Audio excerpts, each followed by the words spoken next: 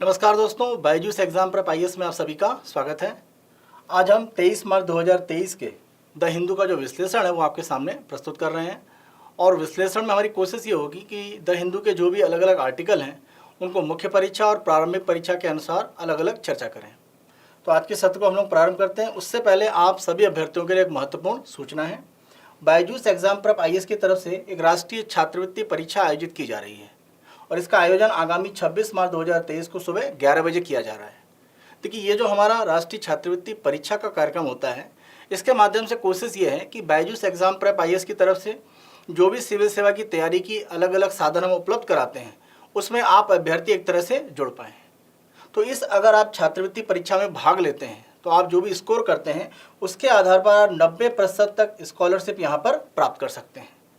और यहाँ पर आप देखें तो 2 घंटे का आपका सामान्य अध्ययन का यानी जनरल स्टडी का एक पेपर होगा और एक तरह से बहुविकल्पी होगा, ऑनलाइन आधार पर किया जाएगा और उसमें जो अंक मिलेंगे उसके आधार पर एक कह सकते हैं ऑल इंडिया बेसिस पर रैंकिंग भी आपको दी जाएगी। तो जो हमारी राष्ट्रीय छात्रवृत्ति परीक्षा है इसमें आप भाग लें और अधिकतम अंक प्राप्त करके एक अधिकतम स्कॉलरशिप के साथ में आप बायजूस एग्जाम प्रेप आईएएस में जो सिविल सेवा की तैयारी उसमें जुड़ सकते हैं। तो अगर आपको अपना रजिस्ट्रेशन यहाँ पर करना है तो प्रक्रिया बहुत आसान है। हमारा जो वीडियो का जो डिस्क्रिप्शन है वहाँ पर आप देखें तो इसके संदर्भ में लिंक दिया गया है, आप लिंक पर जाइए और अपना रजिस्ट्रेशन आप फ्री में कर सकते हैं। तो अपना रजिस्ट्रेशन आज ही एक तरह से कीजिए, क्योंकि इसमें भाग लेने की जो रजिस्ट्रेशन का लिंक है वो आप ध्यान रखें कि अंतिम रूप में आप रजिस्ट्रेशन 26 मार्च 2023 को सुबह 6 बजे तक कर सकते हैं। तो आप अंतिम समय का एक तरह से इंतजार न करें और जल्द अपना रजिस्ट्रेशन यहाँ पर पूरा करें और इस स्कॉलरशिप टेस्ट में भाग लेकर सिविल सेवा परीक्षा की तैयारी में बायजूस एग्जाम प्रेप आईएएस की तरफ से जो भी अलग अलग पहल दी जा रही हैं, जो सुविधाएं दी जाती हैं, उनका लाभ उठाएं। तो मैं उम्मीद करता हूं कि आप जल्द अपना रजिस्ट्रेशन करके इस छात्रवृत्ति परीक्षा में भाग लेंगे। तो सबसे पहले है आज के सत्र को हम प्रारंभ करें तो यहाँ पर हम अपने जो विषय हैं उनको देख लेते हैं। तो यहाँ पर प्रारंभिक जो 3 हमारे विषय हैं वो मुख्य परीक्षा के साथ ज़्यादा संबंधित है। वैसे मैंने कई बार आपको बताया है कि मुख्य परीक्षा में जो भी हम चर्चा कर रहे हैं वो आप प्रारंभिक परीक्षा में भी एक तरह से उपयोग कर पाते हैं जब कभी बहुत ही कॉन्सेप्ट पर आधारित कुछ क्वेश्चन आपको दिए जाते हैं, या कह सकते हैं काफ़ी डीप एनालिसिस पर आधारित होते हैं। और उसी तरह से प्रारंभिक परीक्षा के जो भी हमारे अलग अलग आलेख होते हैं उनके कुछ फैक्ट या किसी तरह का कोई एनालिसिस छोटा सा है तो आप मुख्य परीक्षा में भी उपयोग कर सकते हैं। तो ये तैयारी का ऐसा कोई बंटवारा नहीं है, ये कह सकते हैं आपस में एक दूसरे को कॉम्प्लीमेंट करते हैं। तो 3 आलेख आईपीसीसी की जो रिपोर्ट है उसके संदर्भ में हम देखेंगे, जो एक सिंथेसिस रिपोर्ट आई है और ये क्या है, उसके द्वारा क्या एक तरह से बातें बताई गई हैं, खास तौर से जलवायु परिवर्तन के संदर्भ में। रूस चीन के जो संबंध है उसमें मजबूती बढ़ी है, क्योंकि आप देखें जो चीन के राष्ट्रपति हैं जिनपिंग, उन्होंने अभी रूस का दौरा किया है। साथ साथ अगर हम क्षय रोग या टीबी की बात करें तो उसको समाप्त करने को लेकर किस तरह से स्थितियाँ हैं और कैसे काम आगे बढ़ाया जा सकता है। प्रारंभिक परीक्षा से संबंधित अगर हम आलेख देखें तो ब्रिटेन में जो कोबरा योद्धा अभ्यास है उसकी अगर हम बात करें, चंद्रयान 3 के संदर्भ में भारत 2023 के मध्य में इसको लॉन्च कर सकता है। भारतीय सेना को मोटे अनाज यानी मिलेट्स की अगर हम बात करें तो वो राशन में देने की प्रक्रिया शुरू की जाएगी। इसी के साथ साथ अगर हम एबल पुरस्कार की बात करेंगे और लास्ट में हम देखेंगे कि चीन की तरफ से सोलोमन जो द्वीप है वहाँ पर एक तरह से कह सकते हैं अपना जो प्रभाव है वो और बढ़ाया जा रहा है। तो प्रशांत महासागर में वो अपनी उपस्थिति और ज़्यादा मजबूत कर रहा है। तो ये अलग अलग आलेख है जिनकी हम चर्चा करेंगे। तो आज सबसे पहले आलेख को देख लेते हैं, what is the IPCC synthesis report and what does it से। तो ये रिपोर्ट है क्या, यानी आईपीसीसी सिंथेसिस रिपोर्ट है क्या और इसमें क्या कहा गया है, भविष्य के लिए किस तरह की स्थितियाँ बताई गई हैं, भारत के संदर्भ में भी देखेंगे कि हमारे लिए प्रमुख रूप से यहाँ पर क्या है, क्योंकि जब हम जलवायु परिवर्तन की बात करेंगे तो कहीं ना कहीं हमको भी बड़े पैमाने पर प्रयास करना है। तो ये आलेख प्रश्न संख्या 10 पर है और आप पर्यावरण और पारिस्थितिकी से इसको जोड़ सकते हैं। तो प्रमुख रूप से आप ध्यान रखें, अगर हम इस रिपोर्ट की चर्चा को आगे बढ़ाने जा रहे हैं तो सबसे पहले हमारे सामने सवाल आता है कि ये आईपीसीसी है क्या, यानी inter governmental panel on climate change, यानी अंतर सरकारी संगठन है किस पर, जलवायु परिवर्तन के संदर्भ में। तो अलग अलग देश जो हैं वो एक तरह से इसमें जुड़े हुए हैं कि जलवायु परिवर्तन को लेकर कैसे काम किया जाए। और यहाँ पर आप देखें 2 संगठन मिलकर इसको एक तरह से स्थापित करने के लिए उत्तरदायी हैं। पहला अगर हम यहाँ पर देखें वर्ल्ड मेट्रोलॉजिकल ऑर्गेनाइजेशन, साथ साथ अगर हम यहाँ पर बात करें दूसरा जो संगठन है वो है यूनाइटेड नेशन एनवायरनमेंट प्रोग्राम, यानी विश्व पर्यावरण कार्यक्रम। तो यहाँ पर अगर हम देखें तो संयुक्त राष्ट्र संघ का जो पर्यावरण कार्यक्रम है यूएनईपी और वर्ल्ड मेट्रोलॉजिकल ऑर्गेनाइजेशन, इन दोनों ने मिलकर 1988 में अगर हम देखें तो आईपीसीसी की स्थापना की थी। और इसमें आप ध्यान रखें कि जो भी देश WMO में सदस्य हैं या संयुक्त राष्ट्र यानी UNEP की अगर हम बात करें तो प्रमुख रूप से आपको ध्यान रखना है कि संयुक्त राष्ट्र संघ और WMO यहाँ पर जो भी एक तरह से देश सदस्य हैं वो IPCC में सदस्य हो सकते हैं और वर्तमान में इसकी संख्या कितनी है सदस्यों की 195। तो यहाँ पर आप देखें प्रमुख रूप से काम ये होता है कि अलग अलग देश जो सदस्य हैं उनके विशेषज्ञ एक तरह से इसमें प्रमुख रूप से जलवायु परिवर्तन को कैसे नियंत्रित किया जाए उसको लेकर अलग अलग तरह के जो अनुसंधान है उसकी रिपोर्ट अपनी प्रस्तुत करते हैं। और आप देखें इसमें अलग अलग 3 प्रकार के वर्किंग ग्रुप काम करते हैं, इनकी अभी आगे हम चर्चा कर रहे हैं। साथ साथ अगर हम देखें तो यहाँ पर एक टास्क फोर्स भी काम करता है। तो आप ये ध्यान रखें कि वर्किंग ग्रुप है, साथ साथ कुछ टास्क फोर्स है जो IPCC में काम करते हैं। तो उद्देश्य यही है कि जलवायु परिवर्तन को लेकर अलग अलग देश के विशेषज्ञ जो भी अनुसंधान कर रहे हैं, जो भी निष्कर्ष निकाल रहे हैं, उनको वैश्विक रूप में उपलब्ध कराया जाए। क्योंकि जलवायु परिवर्तन के लिए जो भी काम हो रहा है किसी भी एक देश में, उसका जो फायदा है वो किसी और देश को भी हो सकता है। क्योंकि जलवायु परिवर्तन का प्रभाव ऐसा नहीं है कि कुछ देशों तक सीमित है, ये एक वैश्विक फिनोमेनन है। वर्ल्ड लेवल पर आप देखें इसका प्रभाव दिख रहा है।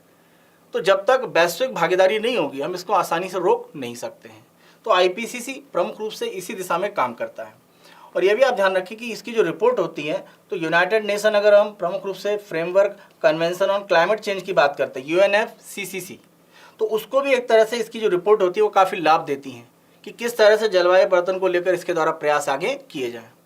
तो IPCC किसी भी तरह की बाध्यकारी रिपोर्ट नहीं देता है, ये सलाहकारी या कह सकते हैं कि सुझाव के रूप में अपनी रिपोर्ट आगे प्रस्तुत करता है। तो यहाँ पर अगर हम वर्तमान रिपोर्ट की बात करें तो ये सिंथेसिस रिपोर्ट के नाम से जानी जा रही है।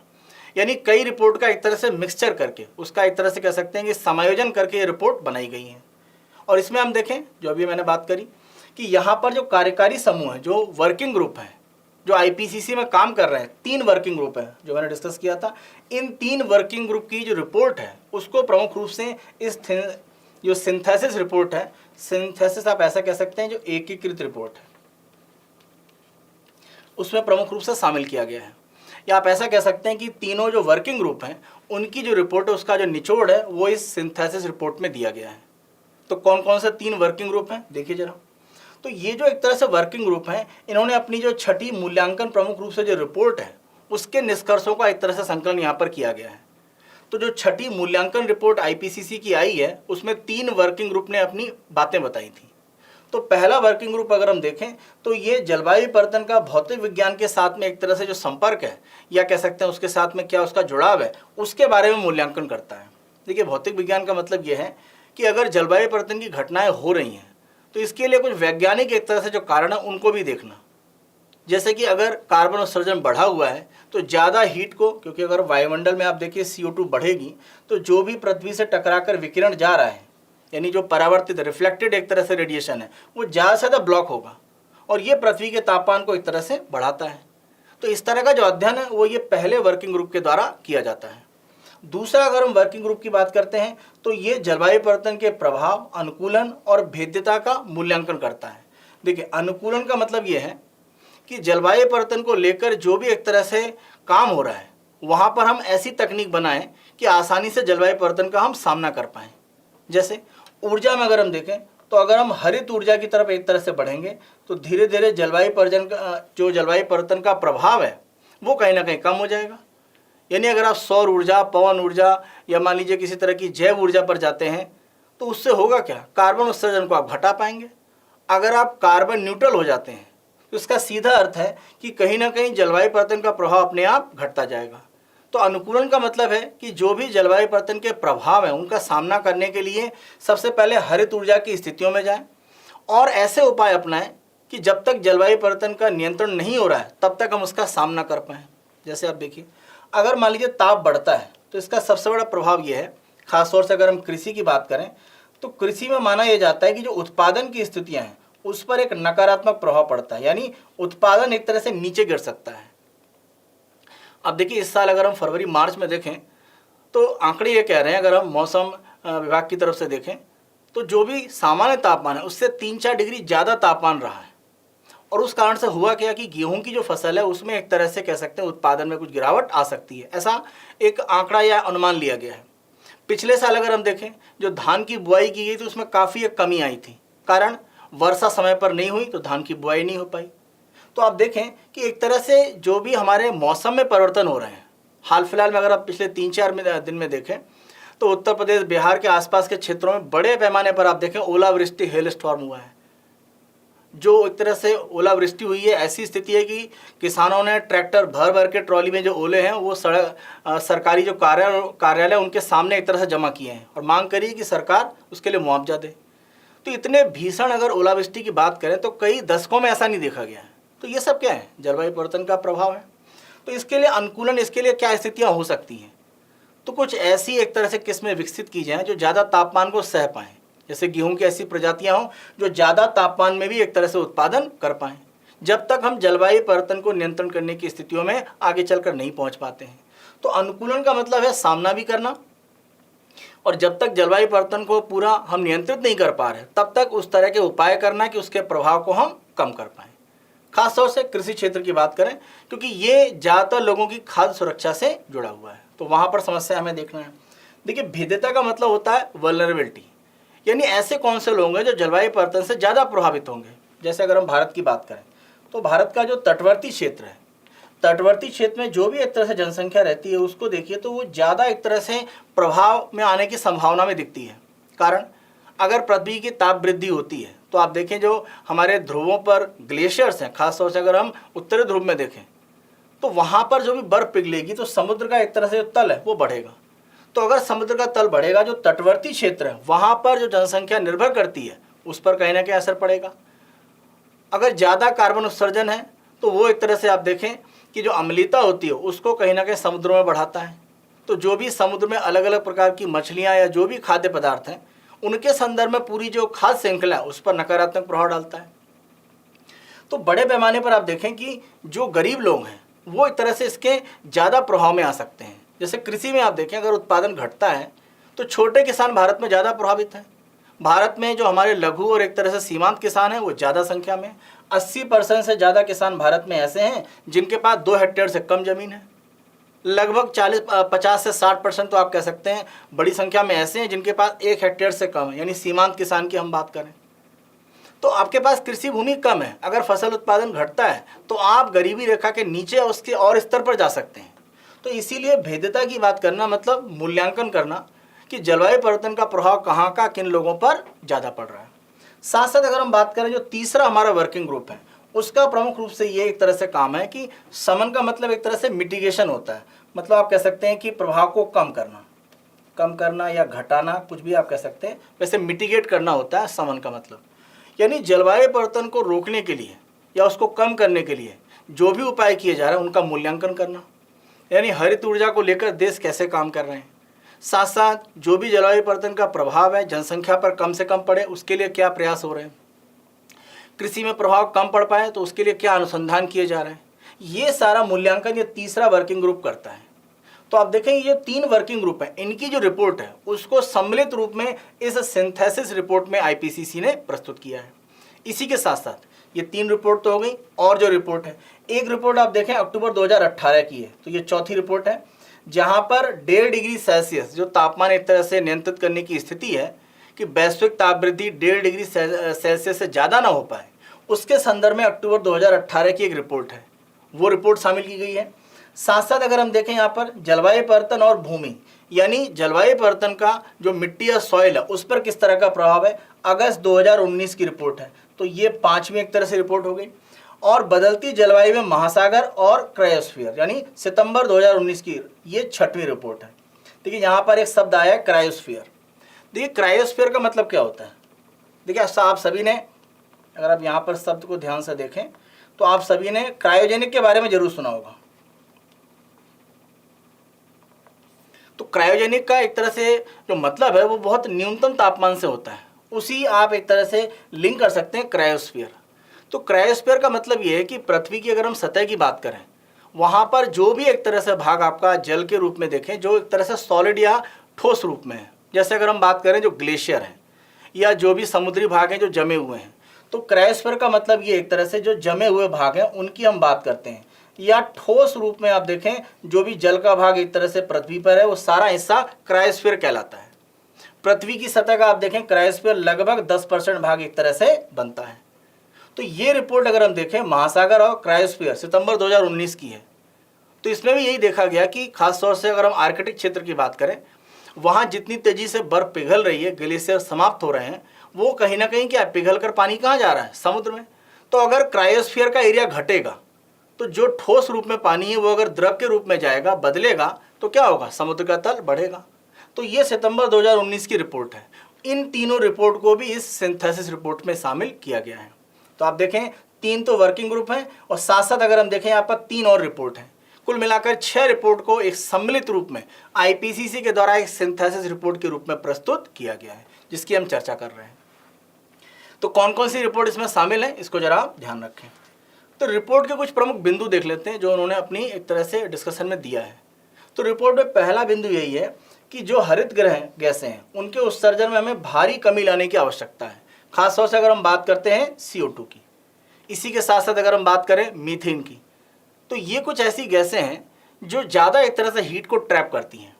यानी ग्रीन हाउस गैस का मतलब ये होगा कि जैसे अगर हम CO2 की बात करें या मान लीजिए अगर हम मीथेन की एक तरह से बात करते हैं, तो ये अगर वायुमंडल में रहते हैं तो होता ये है कि जो भी एक तरह से पृथ्वी पर ताप सूर्य का आ रहा है, ये जो परावर्तित होकर वापस जाता है इसको ज़्यादा ट्रैप कर लेते हैं।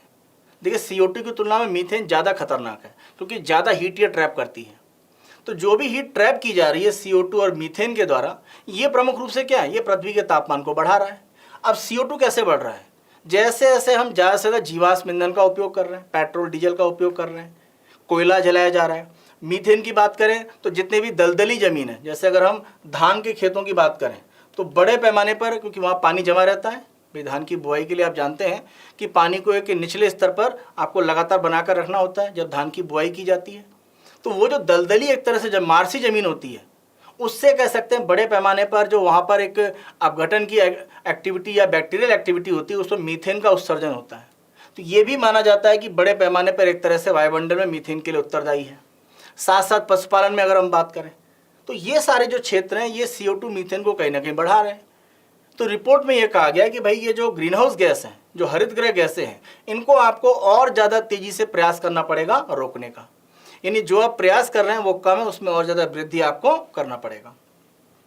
दूसरा, अगर हम पेरिस समझौते की बात करें, देखिए पेरिस समझौते में ये कहा गया था कि अगर हम औद्योगिक स्तर से पहले की बात करें, यानी जो औद्योगिक क्रांति से पहले का स्तर था, उसकी तुलना में पृथ्वी के तापमान को हम 1.5 डिग्री सेल्सियस तक ही बढ़ने देते हैं। जैसे मान लीजिए कि औद्योगिक क्रांति जो 17वीं 18वीं शताब्दी में, मान लीजिए अगर हम जैसे ब्रिटेन की बात करते हैं, पश्चिमी देशों में शुरू हुई, तो हम मान लेते हैं कि वहाँ पर तापमान हम ले लेते हैं कि 20 डिग्री सेंटीग्रेड रहा होगा औद्योगिक क्रांति से पहले। तो ये कहा जा रहा है कि भाई औद्योगिक क्रांति से पहले जो एक तरह से तापमान है, इसमें आप ज़्यादा से ज़्यादा 1.5 डिग्री सेल्सियस का ही वृद्धि करें, इससे ज़्यादा ना होने दें। अभी क्या है कि ये एक तरह से जो पैमाना है वो धीरे धीरे पहुँचने वाला है, क्योंकि आंकड़े ये बता रहे हैं 1.1 डिग्री सेल्सियस की जो स्थिति है वो प्राप्त हो चुकी है। और हमने कितना लक्ष्य रखा है, 1.5, यानी हमारे पास केवल 0.4 डिग्री सेल्सियस का एक गैप बचा हुआ है। तो जितना हमें एक टॉप लेवल पर जाना है, जो अनुमति दी गई है, उसके हम लगभग 80% स्तर तक पहुंच चुके हैं। यानी हमें कोशिश करनी है कि 1.1 डिग्री सेल्सियस की जो वृद्धि हुई है, जो रिपोर्ट में कहा गया है, जो 2018 में एक तरह से रिपोर्ट दी गई तो उसमें बोला गया था, तो अभी हमारे पास 0.4 डिग्री सेल्सियस की एक विंडो है, तो उस पर हमें कहीं ना कहीं काम करने की आवश्यकता है। तो ये रोकने के लिए जो हरित गृह गैसें हैं उनके उत्सर्जन को हमें और ज़्यादा तेज़ी से रोकना पड़ेगा। साथ साथ ये भी कहा गया है कि तापमान में जो वृद्धि एक तरह से हो रही है, तो हमें ये भी देखना पड़ेगा खाद्य सुरक्षा, पानी की कमी, और साथ साथ जो आबादी एक तरह से गरीब है, या कह सकते हैं कि आसानी से जलवायु परिवर्तन के प्रभाव में आ सकती है, उनको इसका ज़्यादा एक तरह से भुगतान करना पड़ेगा। तो आप ये ध्यान रखें, जैसा हम पीछे चर्चा भी कर रहे हैं, कि जैसे जैसे तापमान बढ़ेगा कृषि उत्पादन में गिरावट आएगी, छोटे किसानों को नुकसान होगा। तो यहाँ पर यही बात रिपोर्ट में की जा रही है कि जलवायु परिवर्तन की स्थितियों का प्रभाव खाद्य सुरक्षा और गरीब या जो छोटे कह सकते हैं आय वाले व्यक्ति हैं, जिनके पास कम आमदनी है, उन पर ज़्यादा प्रभाव पड़ेगा। तो वहाँ हमें ध्यान रखना पड़ेगा। तो कृषि क्षेत्र के लिए हमें कहीं ना कहीं ध्यान देने की आवश्यकता है। साथ साथ जो हमारा कम आय का वर्ग है, खासतौर से अगर हम लघु किसानों की बात करें, सीमांत किसान की बात करें, दिहाड़ी पर काम करने वाले लोग हैं, वो सारे एक तरह से ज़्यादा कह सकते हैं वल्नरेबल हैं, ज़्यादा एक तरह से भेद्यता उनमें दिखती है कि वो ज़्यादा प्रभाव में आ सकते हैं। इनके लिए हमें काम करना पड़ेगा। एक और बात, यहाँ पर पानी की कमी की बात की गई है, यानी जल जो भी स्रोत है उन पर दबाव लगातार बढ़ता जा रहा है, और जिस तरह से मौसम में कह सकते हैं कि अनियंत्रित स्थितियां हैं, तो जो भी हमारे जल के स्रोत हैं वो लगातार आपूर्ति पेयजल या अन्य प्रकार की, जैसे सिंचाई की बात करें, उद्योगों की बात करें, उसकी सप्लाई कर पाएंगे क्या? तो उसके लिए हमें कहीं ना कहीं जल संरक्षण पर काम करना पड़ेगा। जैसे अगर हम कृषि में बात करें तो हम वहाँ पर सूक्ष्म सिंचाई की ओर एक तरह से जा सकते हैं। और जब हम सूक्ष्म सिंचाई की बात कर रहे हैं तो टपक सिंचाई है या छिड़काव वाली सिंचाई है, उस पर हमें ध्यान देना चाहिए। तो उन स्थितियों में हम जाकर जो भी जल के स्रोत हैं उनकी रक्षा एक तरह से कर सकते हैं और आगे के लिए उन्हें बचा कर रख सकते हैं। साथ साथ ये भी कहा गया है कि आर्थिक नुकसान है वहाँ पर स्थितियाँ एक तरह से ज़्यादा हैं और वित्तीय एक तरह से जो समाधान है वो एक तरह से बहुत ध्यान देने की आवश्यकता है। देखिए, वित्तीय समाधान का मतलब क्या है? देखिए, वित्तीय समाधान का मतलब ये है कि जब भी आप ये कहते हैं कि किसी भी तरह से आपको मान लीजिए कोई जलवायु परिवर्तन का प्रभाव है, तो आप ये कह रहे हैं कि आपको एक तरह से हरित ऊर्जा के साधन लाने चाहिए। चलिए, बिल्कुल अच्छी बात है, हरित ऊर्जा आपको लाना चाहिए। लेकिन हरित ऊर्जा में जैसे अगर हम पवन ऊर्जा की बात करते हैं या मान लीजिए हम बात करते हैं सौर ऊर्जा की, तो इनके लिए निवेश अर्थव्यवस्था में कहाँ से आएगा? अगर हम गरीब देशों की बात करें, जैसे अगर हम अल्पविकसित देशों की अफ्रीका में बात करें या विकासशील देशों की बात करें, उनके सबके पास निवेश के साधन नहीं है। तो वो एक तरह से उनकी मजबूरी है कि वो जीवाश्म ईंधन का उपयोग करें। तो ये निवेश कहाँ से आएगा? तो वित्तीय संसाधन जिसके आधार पर तकनीक भी आ सकती है, उसको लेकर काम करने की आवश्यकता है। क्योंकि ये देखिए वैश्विक समस्या है। ऐसा नहीं कि विकसित देश कुछ समाधान करें तो दुनिया का समाधान हो जाएगा। विकासशील अल्पविकसित उनको भी साथ में लेना पड़ेगा। क्योंकि अगर कार्बन उत्सर्जन एक जगह घटेगा, एक जगह लगातार बना रहेगा, तो बहुत अधिक प्रभाव नहीं पड़ेगा। वैसे रिपोर्ट में ये बात भी प्रमुख रूप से मेंशन की गई है कि जलवायु परिवर्तन के लिए जो उत्तरदायी लोग हैं, खासतौर से विकसित देशों की बात करें, वहाँ पर उसका प्रभाव उतना अब नहीं दिखेगा जितना दिखेगा विकासशील देशों में, अल्पविकसित देशों में, जिन्होंने जलवायु परिवर्तन होने में कम योगदान दिया है। क्योंकि विकासशील और अल्पविकसित का जो विकास है वो तो अब दिखाई पड़ रहा है। तो भारत अब विकास की गति बढ़ा रहा है, लेकिन हम देखिए तो हम कोशिश कर रहे हैं कि हम हरित विकास की ओर आगे बढ़ें। इसी के साथ साथ अगर हम अल्पविकसित देशों में देखें तो वो भी चाहते हैं, लेकिन उनको निवेश आवश्यक है, तकनीक आवश्यक है। तो वो वित्तीय संसाधन कहीं ना कहीं देना पड़ेगा उनको। अगर आप नहीं देंगे तो फिर वही बात है, कार्बन उत्सर्जन जो हो रहा है, ग्रीन हाउस गैस जो बढ़ती जा रही है वायुमंडल में, आप उसको नहीं रोक सकते हैं। क्योंकि गरीब देश तो कहेगा भाई हमारे पास कच्चे तेल का भंडार है, हम उसका उपयोग करेंगे, या हमारे पास कह सकते हैं जो कोयले का भंडार है उसका हम उपयोग करेंगे। आप हमें सौर ऊर्जा, पवन ऊर्जा, इलेक्ट्रिक वाहन इसके संदर्भ में या ग्रीन हाइड्रोजन इसके संदर्भ में तकनीक दीजिए, या सस्ता हमें एक तरह से आयात करके दीजिए, हम इसका उपयोग करेंगे। क्योंकि हमारे पास संसाधन नहीं है। क्योंकि जो देश गरीब हैं वो अपने देश में खाद्य सुरक्षा, लोगों की आवास, पेयजल, इन सामान्य समस्याओं से जूझ रहे हैं। वो हरित ऊर्जा के लिए निवेश बड़े पैमाने पर नहीं कर सकते हैं, उन्हें बाहर पर निर्भर रहना ही पड़ेगा। तो ये आईपीसीसी रिपोर्ट में साफ साफ कहा गया है कि आपको ये साधन लाना पड़ेगा। तो अगर ये रिपोर्ट आई है जिसमें ये प्रमुख बिंदु बोले गए हैं, तो अंतिम रूप में आप देखें दो ही निष्कर्ष हैं। पहला कि जो हरित गृह जो एक तरह से जो गैसें हैं, जो ग्रीन हाउस गैस हैं, उनके प्रभाव को रोका जाए, और उसके लिए जो भी एक तरह से तकनीक हो सकती है, जो भी उपाय हो सकते हैं, उसमें वित्तीय संसाधन भी एक तरह से शामिल किए जाए, और उसके लिए मदद या जो भी आर्थिक सहायता वो तंत्र भी लाया जाए। दो प्रमुख बिंदु जो हाईलाइट हो रहे हैं। तो भारत के लिए यहाँ पर क्या इस रिपोर्ट के निहितार्थ हैं, यानी क्या भारत के लिए इसके एक तरह से कह सकते हैं कि मतलब बनते हैं। तो भारत के लिए आप देखें, हमारे यहाँ अभी भी आप देखें एक बड़ी आबादी है जो गरीबी रेखा से नीचे है। साथ साथ कृषि में हम देखें तो जो एक तरह से लघु किसान हैं, और साथ साथ अगर हम बात करते हैं सीमांत किसान की, तो ये दोनों कैटेगरी को अगर हम मिला दें तो भारत की अर्थव्यवस्था में जो कृषि का क्षेत्र है उसमें आप 80% से ज़्यादा किसानों को इसमें डाल सकते हैं। तो ये सारे के सारे संकट की श्रेणी में आ जाते हैं। तो जितना आपके पास आय का साधन छोटा है जलवायु परिवर्तन का, आप पर उतना ही प्रभाव पड़ेगा।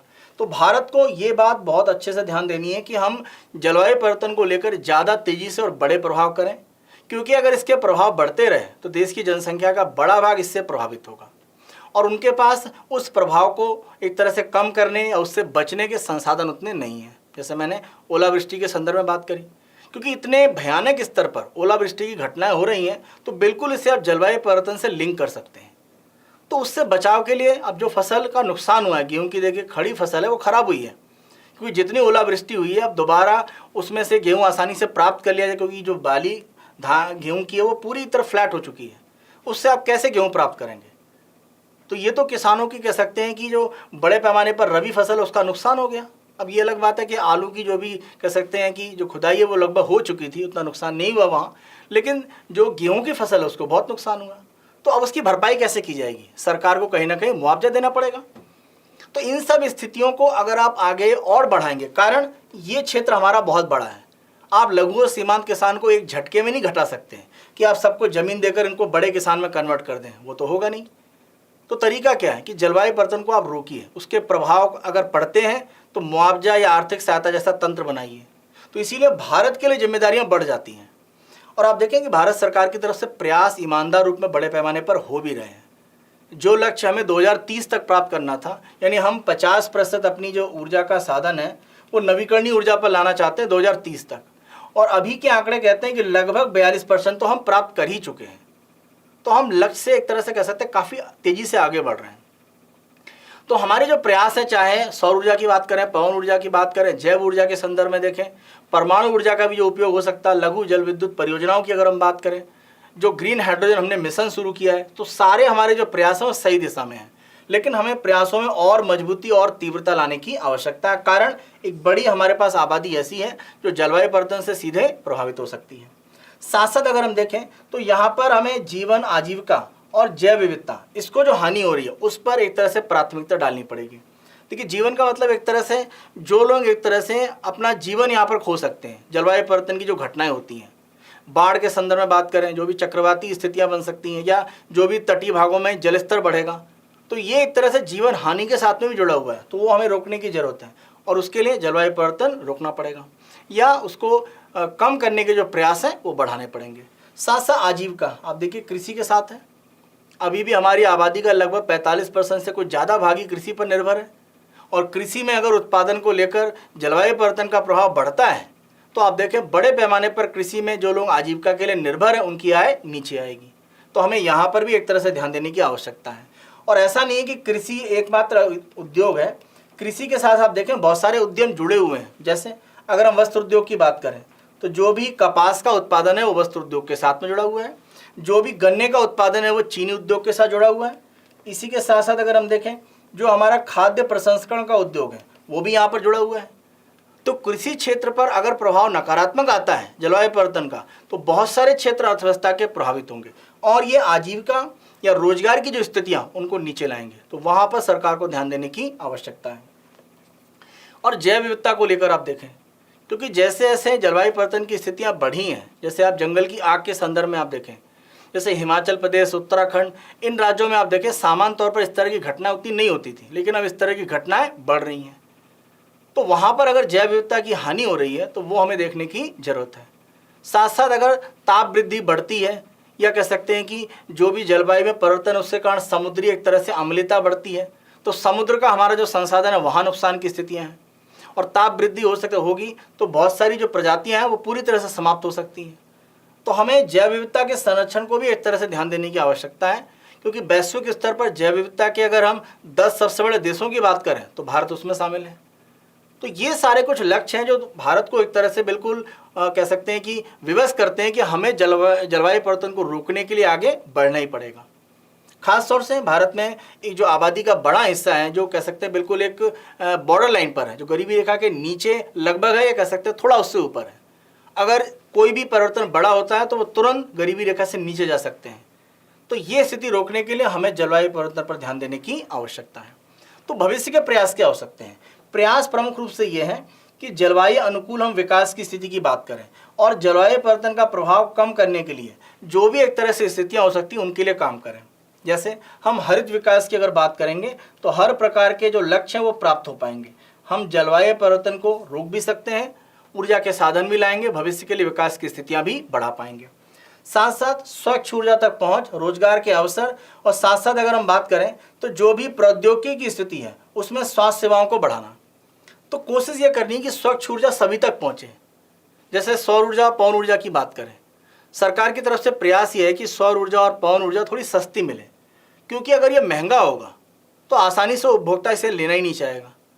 तो इसीलिए सरकार की तरफ से प्रयास है कि सौर ऊर्जा के लिए जो भी उपकरण की आवश्यकता होती है, उन उपकरण के उत्पादन को लेकर भारत में जो स्थितियां हैं वो एक तरह से बेहतर की जाएं। और इसके लिए आप देखें सरकार के द्वारा जो प्रोडक्शन लिंक्ड इंसेंटिव स्कीम है, इसमें सरकार की तरफ से सहायता दी जा रही है। तो सरकार बिल्कुल प्रयास कर रही है कि जो भी एक तरह से प्रौद्योगिकी हरित विकास के साथ जुड़ी है वो सस्ती और आसानी से उपलब्ध कराई जाए। और आप हरित विकास को बढ़ाएंगे, सौर ऊर्जा या पवन ऊर्जा के संदर्भ में स्थितियां मजबूत करेंगे, इलेक्ट्रिक वाहन का उद्योग बढ़ाएंगे, तो वहां पर आप देखें आप रोजगार के जो अवसर हैं वो भी एक तरह से तैयार करेंगे। तो ऐसा नहीं है कि सौर ऊर्जा, पवन ऊर्जा, इलेक्ट्रिक वाहन या ग्रीन हाइड्रोजन को जो हम आगे बढ़ा रहे हैं तो वहाँ रोजगार के नए अवसर नहीं आएंगे, बिल्कुल आएंगे। तो वो भी एक स्थिति बनती है। और तकनीक का ज़्यादा से ज़्यादा उपयोग स्वास्थ्य सेवाओं को बेहतर करने के लिए करना पड़ेगा, क्योंकि जलवायु परिवर्तन का एक प्रभाव ये भी है कि स्वास्थ्य के संदर्भ में जो स्थितियाँ हैं वो लगातार तेजी से परिवर्तित हो सकती हैं। जैसे ताप वृद्धि होती है, तापमान में ज़्यादा वृद्धि होती है, तो बुजुर्गों की बात करें, बच्चों की बात करें, उन पर ज़्यादा प्रभाव पड़ेगा। तो स्वास्थ्य सेवाओं को हमें बेहतर करने की आवश्यकता है।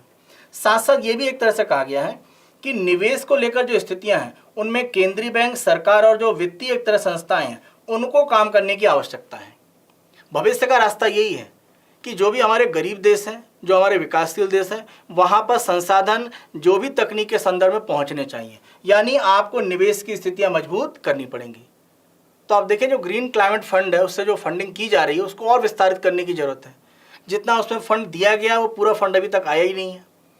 तो फंड को लेकर स्थिति अगर कमजोर होगी तो जलवायु परिवर्तन को आप रोक नहीं पाएंगे, क्योंकि जिन देशों के पास संसाधन नहीं है आप उन पर जिम्मेदारी नहीं डाल सकते हैं। जिम्मेदारी पश्चिमी देशों पर है, जिन्होंने औद्योगिक क्रांति के बाद सबसे ज़्यादा कार्बन उत्सर्जन किया और सबसे ज़्यादा जलवायु परिवर्तन के लिए उत्तरदायी हैं। तो उत्तरदायित्व, तो रेस्पॉन्सिबिलिटी, अकाउंटेबिलिटी फिक्स करनी पड़ेगी। भारत और चीन जैसे देशों की बात करें जो विकास पिछले 10-15 साल में ज़्यादा तेज़ी से कर रहे हैं, वो भी अपना जो उत्तरदायित्व समझ रहे हैं उसको निभा रहे हैं। लेकिन विकसित देशों को ज़्यादा बढ़ चढ़ कर पहल करने की आवश्यकता है, खासतौर से अगर हम निवेश की बात करें, क्योंकि जैसा हमने ऊपर ही चर्चा किया कि जब भी जलवायु परिवर्तन को लेकर कोई समस्या आएगी, यहाँ पर जो निवेश की भूमिका है, जो भी अलग अलग देश के केंद्रीय बैंक है, सरकारें हैं, उनको मिलकर सहयोग करना पड़ेगा। क्योंकि अगर ऐसा नहीं हुआ तो सबसे गरीब जो व्यक्ति हैं वो कहीं ना कहीं संकट में आ सकता है। तो पूरी रिपोर्ट में सार यही है कि जो हाशिए पर या सबसे निचले एक तरह से पायदान पर लोग हैं उनकी सहायता के लिए हमें जलवायु परिवर्तन को रोकने के संदर्भ में जो उपाय हैं वो तेजी से बढ़ाने पड़ेंगे। चलिए दूसरे आलेख पर आते हैं और ये अंतर्राष्ट्रीय संबंध के साथ में जुड़ा हुआ है और प्रश्न संख्या 15 पर है। और प्रमुख रूप से इस आलेख की अगर हम चर्चा कर रहे हैं तो कारण ये है कि जब से रूस यूक्रेन का युद्ध शुरू हुआ है, आप देखें रूस और एक तरह से जो चीन है उनकी जो साझेदारी है वो एक तरह से बढ़ती गई है। क्योंकि अगर हम पिछले 15-20 साल में देखें, खासतौर से 1990 के बाद से देखें, जब से शीत युद्ध को मान लिया गया समाप्त हुआ और एक तरह से यूएसएसआर यानी जो सोवियत संघ है उसका जो विघटन हुआ, और इसमें से आप देखें जो सबसे बड़े देश के रूप में बाहर आया रूस। तो शीत युद्ध का जो समय था यानी दूसरे विश्व युद्ध के समाप्त होने के बाद आप इसे 1945 से लेकर 1990 का समय कह सकते हैं जी। अब यूएसएसआर और साथ में अगर हम बात करें यूएसए, ये दो शक्तियां थी। तो ये अप्रत्यक्ष रूप में एक दूसरे के ऊपर प्रभाव डालते रहते थे, एक दूसरे को कमजोर करने का प्रयास करते थे। तो सोवियत संघ और एक तरह से यूएसए के बीच की जो राइवलरी थी वो शीत युद्ध का काल था 45 से लेकर 90 के बीच का। लेकिन शीत युद्ध की स्थितियां समाप्त हुई जैसे सोवियत संघ का विघटन हुआ। तो अगर हम 1990-91 के बाद से देखें और आज तक का समय देख लें तो आप कह सकते हैं कि लगभग 30 साल का या उससे ऊपर का समय हो चुका है। और स्थितियां ये एक तरह से दिख रही हैं कि कहीं ना कहीं अमेरिका का जो प्रभाव है वो धीरे धीरे घट रहा है और रूस एक तरह से चीन के साथ जो भागीदारी मजबूत कर रहा है, तो ये एक कह सकते हैं मजबूत ब्लॉक के रूप में उभर रहा है। अब देखें जब चीन के राष्ट्रपति अभी मॉस्को गए हुए थे जिनपिंग, तो जब एक तरह से वो वापस लौट रहे थे तो वापस लौटते हुए अगर हम देखें तो राष्ट्रपति व्लादिमीर पुतिन उनको सी ऑफ कर रहे थे। और अब देखें इसका बहुत छोटा सा जो वीडियो क्लिप है वो बहुत वायरल हो रहा है। तो वहाँ पर जिनपिंग जब अंतिम रूप में हैंडशेक कर रहे होते हैं व्लादिमीर पुतिन के साथ में, तो वहाँ पर उन्होंने एक वक्तव्य दिया जो चीनी ट्रांसलेटर ने एक तरह से ट्रांसलेट करके बोला कि पिछले लगभग 100 साल में जो वर्ल्ड ऑर्डर है उसको चेंज करने की ज़रूरत है। तो ये कह सकते हैं एक बहुत ही बड़ा बयान है जो जिनपिंग की तरफ से दिया गया। यानी वैश्विक स्तर पर जो एक वर्ल्ड ऑर्डर दिख रहा है, वर्ल्ड ऑर्डर का मतलब यूएसए जिसमें डोमिनेट कर रहा है, यानी यूएसए और उसके जो पश्चिमी साझेदार देश है, पश्चिम मतलब हम पश्चिमी यूरोप के देशों की बात करें, खासतौर से यूके, फ्रांस, जर्मनी, इनकी बात करें, कनाडा, तो इनके साथ में, या अगर हम एशिया में जापान, दक्षिण कोरिया को शामिल कर दें, तो इनके द्वारा मिलकर एक तरह से जो प्रभाव रखा गया था उसको कहीं ना कहीं बदलने या चैलेंज करने के लिए रूस और चीन साथ में है। तो आप कह सकते हैं कि ये जो साझेदारी है ये आने वाले समय में पूरे वैश्विक स्तर पर किस तरह से कोई भी सामरिक रूप में या राजनीतिक रूप में स्थितियाँ होंगी वो निर्धारित करेगा। तो ये भागीदारी आप कह सकते हैं, इसे हम बोल सकते हैं कि ये एक तरह का डेडली कॉम्बो है। तो इस डेडली कॉम्बो के बनने के बाद अमेरिका के लिए स्थितियाँ थोड़ी सी कह सकते हैं यहाँ पर चिंताजनक बनती जा रही हैं। हम भारत का जो पक्ष है वो भी देखेंगे। वैसे भारत के लिए चिंता उतनी बड़ी नहीं है, कारण अगर हम रूस की बात करें तो रूस के साथ हमारे जो इक्वेशन है वो एक अलग ही कह सकते हैं डायमेंशन में है। तो ऐसा नहीं है कि हमारे संबंध रूस के साथ बहुत कमज़ोर हैं। आप देखें रूस यूक्रेन के युद्ध के बाद की स्थितियों में रूस कच्चे तेल का जो आपूर्तिकर्ता में भारत का सबसे बड़ा आपूर्तिकर्ता बना हुआ है। तो एक तरह से अप्रत्यक्ष रूप में आप देखें हमारा रूस को एक तरह से समर्थन ही रहा है। ये अलग बात है कि हमने जो यूक्रेन पर हमला उसका कहीं ना कहीं समर्थन नहीं किया है, लेकिन अप्रत्यक्ष रूप में आर्थिक रूप में रूस को जो हानि हो सकती थी पश्चिमी सैंक्शन से वो हमने नहीं होने दी। और हमारी भी मजबूरी थी क्योंकि हम कच्चा तेल सस्ता प्राप्त करना चाहते हैं। दुनिया का हर देश चाहता है, यूरोपीय देश उसे आसानी से ले रहे हैं अभी भी रूस से। और हमारे विदेश मंत्री ने कई बार कई प्लेटफॉर्म पर इस बात को बहुत स्पष्ट किया है कि भाई जब मॉरलिटी की बात आएगी तो यूरोपीय देशों को भी इस पर ध्यान देना चाहिए, वो केवल भारत को इसके संदर्भ में लेक्चर न दें। तो ये जो एक तरह से ये कॉम्बिनेशन बन रहा है इससे भारत में कुछ चिंता की स्थिति ज़्यादा है ऐसा नहीं है, लेकिन अमेरिका के लिए जरूर चिंता की स्थितियाँ बनती हैं। अब अगर रूस चीन की ये इक्वेशन बन रही है तो कारण क्या है? तो यहाँ पर चीन की तरफ से और रूस की तरफ से दो बड़े कारण दिए गए हैं। दोनों का ये कहना है कि भाई ये जो इंडो पैसिफिक है, ये जो रणनीति है ये बहुत ही खतरनाक है। आप देखें इंडो पैसिफिक की अगर हम बात करें, यानी अगर हम हिंद महासागर की बात करते हैं और साथ साथ अगर हम पैसिफिक की बात करते हैं प्रशांत महासागर, इस क्षेत्र में जिस तरह से अमेरिका अपने प्रभाव को बढ़ाता जा रहा है। आप देखें कि अगर हम बात करते हैं बराक ओबामा की, तो बराक ओबामा के समय में ही ओबामा के द्वारा बिल्कुल प्रमुख रूप से बहुत स्पष्ट बात बोली गई थी। बराक ओबामा ने यह कहा था कि वर्ल्ड की एक तरह से जो एक्सिस है, यानी ग्रोथ की एक्सिस है, वो शिफ्ट हो चुकी है एशिया। यानी उनका कहीं ना कहीं एशिया पैसिफिक की ओर एक तरह से इशारा था। भारत और चीन को एक तरह से वो इशारा कर रहे थे। तो बराक ओबामा ने अपने राष्ट्रपति काल में ये बात बहुत स्पष्ट रूप में स्वीकार कर ली थी कि विश्व की जो विकास की धुरी है वो एशिया की तरफ शिफ्ट हो गई है। और ये बात एक तरह से आप देखें एशिया पैसिफिक में जिस तरह से बात करें इंडो पैसिफिक, देखिए दो शब्द हैं। इंडो पैसिफिक की बात करें तो ये शब्द भारत, अमेरिका, जापान, दक्षिण कोरिया, ऑस्ट्रेलिया ये सब यूज़ करते हैं। लेकिन अगर हम बात करते हैं एक दूसरा शब्द जो यूज़ किया जाता है चीन की तरफ से, तो चीन इसको कहता है एशिया पैसिफिक। क्योंकि चीन का प्रमुख रूप से मानना यह है कि अगर हम हिंद महासागर की बात करें तो वो एक तरह से अगर हम उसमें शामिल कर लेते हैं तो कहीं ना कहीं पूरे हिंद महासागर की स्थितियां हैं सॉरी। तो वहाँ पर चीन इंडो पैसिफिक ना कह के इसको एशिया पैसिफिक का नाम देता है। और उनका यह कहना है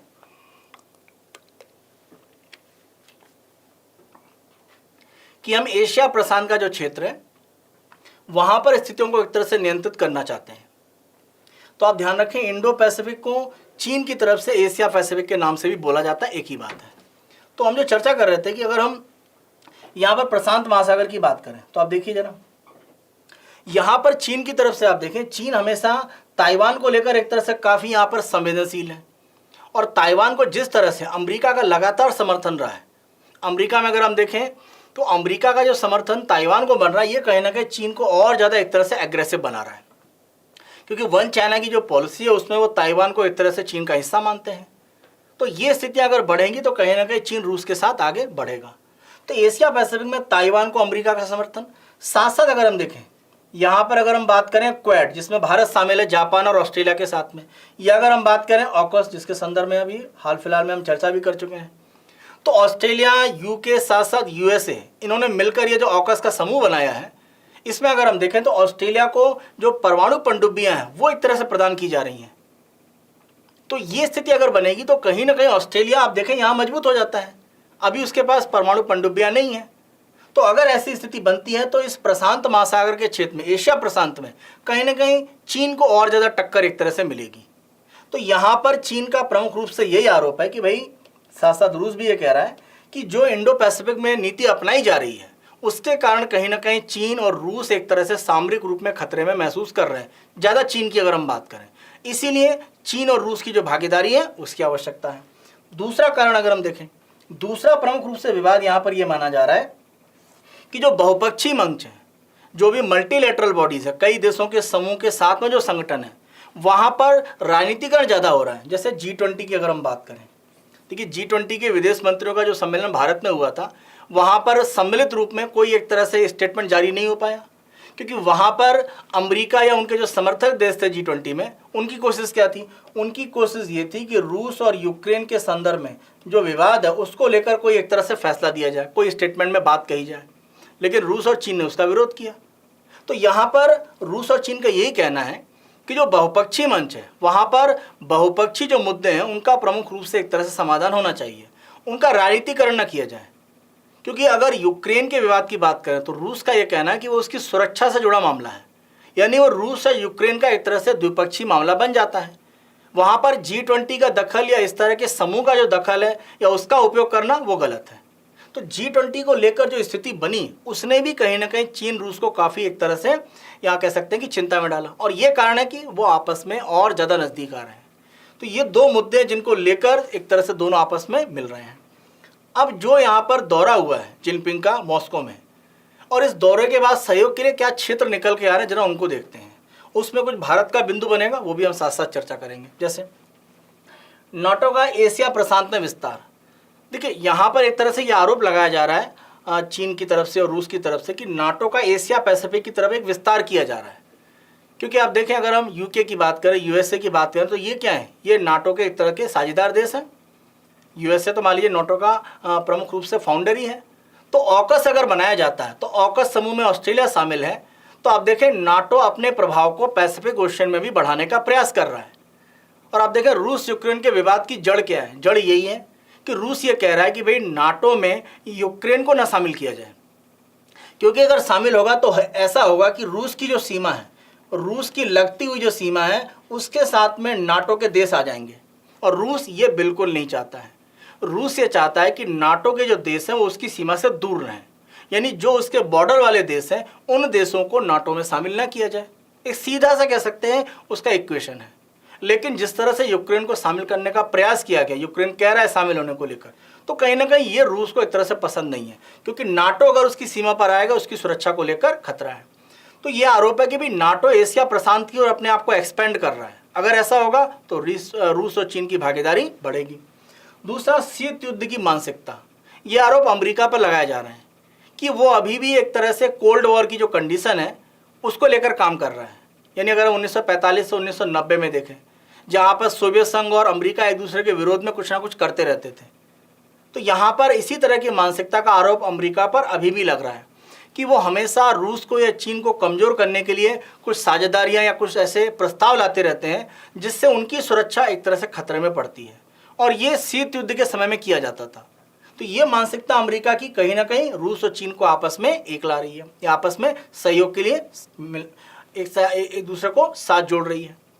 एक और जगह बहुत ही टर्निंग पॉइंट है, इस समझौते के बारे में बहुत ज़्यादा चर्चा भी हाल फिलहाल में नहीं हुई है। आप अगर देखें तो प्रमुख रूप से अमेरिका की तरफ से कोशिश क्या थी। अगर हम बात करते हैं पश्चिम एशिया की, तो पश्चिम एशिया में आप देखें तो अमेरिका की जो स्थिति है वो बहुत मजबूत रही है।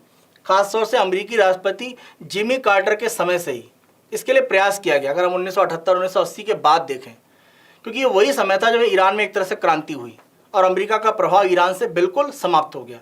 और वहाँ पर आप देखें कि एक कह सकते हैं कि जो सरकार है वो अलग ही तरह से स्थापित हुई। तो वहाँ पर आयतुल्लाह खुमैनी के नेतृत्व में जो एक तरह से क्रांति हुई ईरान में, उसने कहीं ना कहीं ईरान का जो अमेरिका का एक तरह से ईरान में प्रभाव था वो बिल्कुल समाप्त कर दिया। और आप ध्यान रखें कि जब हम पश्चिम एशिया की बात करते हैं तो ईरान और साथ साथ अगर हम बात करते हैं सऊदी अरब, तो ये बिल्कुल एक तरह से दो विपरीत ध्रुव के रूप में काम करते हैं। क्योंकि आप ध्यान रखें ईरान प्रमुख रूप से शिया देश है और सऊदी अरब अगर हम देखें तो एक तरह से सुन्नी प्रमुख रूप से देश माना जाता है। तो अरब देशों में आप देखें, अगर हम पश्चिम एशिया की बात करें तो ईरान सऊदी अरब की जो राइवलरी है वो बहुत ही एक तरह से कह सकते हैं प्रसिद्ध है। ये दोनों एक दूसरे के चिर प्रतिद्वंदी हैं। लेकिन आप देखें कि चीन ने यहाँ पर एक तरह से मध्यस्थता करते हुए बीजिंग में सऊदी अरब और ईरान के बीच में एक समझौता करा दिया है। और ऐसी स्थिति में पश्चिम एशिया में चीन ने अपना जो वर्चस्व एक तरह से बना दिया है और अमेरिका को यहाँ पर काफ़ी कमज़ोर कर दिया है। क्योंकि 2020-21 से आप देखें अमेरिका लगातार प्रयास कर रहा है कि इजराइल के साथ में पश्चिम एशिया के देशों के जो गठबंधन है वो थोड़े से मजबूत हों। और आप देखें इसके लिए अब्राहम समझौता भी किया गया था। तो अब्राहम समझौता जो 2020 में लाया गया था उसमें अगर हम देखें तो बहरीन और यूएई शामिल थे। तो उन देशों को शामिल करके और इजराइल के साथ में प्रमुख रूप से जो समझौता है वो किया गया। बाद में इसमें आप देखें मोरक्को, सूडान, उसको भी शामिल किया गया। तो अमेरिका कोशिश ये कर रहा था कि इजराइल के साथ जो विरोध है पश्चिमी एशिया में वो धीरे धीरे घटे। लेकिन ये जो सऊदी अरब और ईरान की डील हो गई है तो पूरा कह सकते हैं इक्वेशन ही यहाँ पर चेंज हो गया है जो चीन ने करा है। तो ये समझौते के बाद एक तरह से चीन ये चाहता है कि इस तरह की स्थितियां अन्य जगह भी दोहराई जाए, यानी अन्य क्षेत्रों में भी चीन अपने प्रभाव को बढ़ाएगा, खासतौर से रूस यूक्रेन का विवाद। ये अलग बात है कि रूस का ये कहना है कि जो जिनपिंग का दौरा हुआ उसमें रूस यूक्रेन के विवाद को हल करने के लिए चीन कोई मध्यस्थता या कोई प्लान लेकर आया था, ऐसा कुछ नहीं है। लेकिन इस तरह की सूचना है कि चीनी राष्ट्रपति जो यूक्रेन के राष्ट्रपति उनसे सीधे एक तरह से बात करेंगे। तो ये सारी स्थितियां अगर बनती हैं तो चीन ने ये जो समझौता कराया सऊदी अरब और ईरान के बीच में, अगर ऐसी स्थिति रूस और यूक्रेन के बीच में वो बना पाता है तो शायद जो वर्ल्ड ऑर्डर है जिसमें अमेरिका अपना प्रभाव बनाता है, हर जगह समझौता करा रहा है, हर जगह एक कह सकते हैं कि एक बिग बॉस के रूप में आगे आ जाता है, वो स्थिति कहीं ना कहीं नीचे आएगी। तो ये एक तरह से कह सकते हैं रूस और चीन का जो सहयोग है वो अमेरिका को कमजोर करेगा।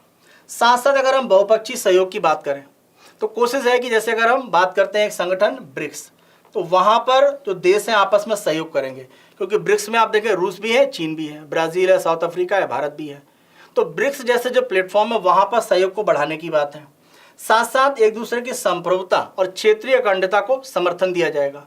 और यहाँ पर जब ये मुद्दा लाया गया है तो इस मुद्दे का सीधा मतलब ताइवान के संदर्भ में है, यानी वन चाइना की पॉलिसी को कहीं ना कहीं रूस समर्थन दे रहा है। तो ताइवान को लेकर आप देखें रूस का जो समर्थन है वो चीन को मिल रहा है और ये चीन के लिए बेहतर स्थिति है। साथ साथ यहाँ पर देखें आर्थिक रूप में 80 अलग अलग तरह की योजनाएं 165 अरब डॉलर की 2030 तक रूस और चीन मिलकर करेंगे। तो आर्थिक भागीदारी जब बढ़ती है तो इससे राजनीतिक सामरिक सहयोग भी मजबूत होता है। तो ये एक समझौता है।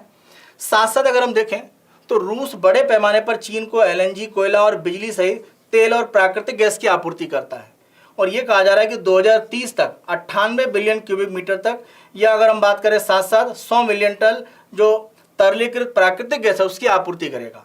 और मंगोलिया के आर पार होते हुए साइबेरिया 2 जो गैस पाइपलाइन है वो बिछाई जाएगी। तो ये सारी प्रक्रियाओं का समझौता क्यों हो रहा है? रूस और चीन एक दूसरे के ऊपर अपनी जो निर्भरता है वो बढ़ा रहे हैं। तो अगर रूस पर एक तरह से निर्भरता चीन की बढ़ती है प्राकृतिक गैस को लेकर, कोयले को लेकर LNG को लेकर, तो ये स्थिति रूस को मजबूत करेगी, क्योंकि ये चीन का समर्थन कहीं ना कहीं रूस को मिलेगा भविष्य में। तो जो समझौते हो रहे हैं आर्थिक रूप में या अलग अलग तरह के ऊर्जा साधन के सप्लाई करने को लेकर, ये रूस चीन की स्थिति को मजबूत आगे करेंगे। यहाँ पर भारत के लिए प्रमुख रूप से आप पक्ष ये देखें कि जो भी ऊर्जा उत्पाद के संदर्भ में, खासतौर से अगर हम बात करते हैं कच्चे तेल की, तो रूस वर्तमान में भारत का बड़ा आपूर्ति करता है। तो ऐसी स्थिति में और रूस से जो हमारे पुराने संबंध रहे हैं, खासतौर से रक्षा क्षेत्र में आप देखें अभी भी लगभग 60 से 70% उपकरण रूसी एक तरह से ओरिजिन के हैं।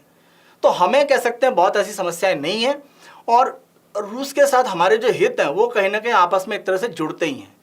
तो रूस के साथ हमारे जो संबंध हैं वो कहीं ना कहीं, अगर मान लीजिए चीन के साथ किसी तरह का विवाद होता है, जैसे अगर हम सीमा विवाद की बात करें, तो वहाँ पर रूस का जो फैक्टर है वो चीन को एक तरह से जो एग्रेशन वो दिखाता है उससे पीछे हटने के लिए एक तरह से आगे प्रेरित कर सकता है। तो ये एक प्लस पॉइंट लेकर भारत चल रहा है कि अगर रूस चीन आपस में मिल रहे हैं मजबूती से, तो भारत और रूस का जो संबंध है वो कहीं ना कहीं एक तरह से इसमें एक बेहतर भूमिका आगे निभा पाएगा।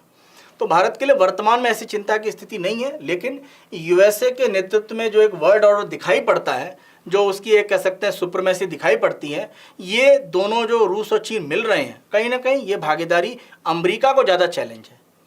और इस तरह की कह सकते हैं कुछ सूचनाएं भी, इसकी आधिकारिक कोई घोषणा नहीं है कि बड़े पैमाने पर परमाणु हथियार के उत्पादन को लेकर जो चीन है वो बड़े कार्यक्रम एक तरह से आगे बढ़ाने वाला है और उसकी कोशिश ये है कि अपना जो उसका परमाणु हथियारों का जखीरा है उसको काफ़ी विस्तारित करें।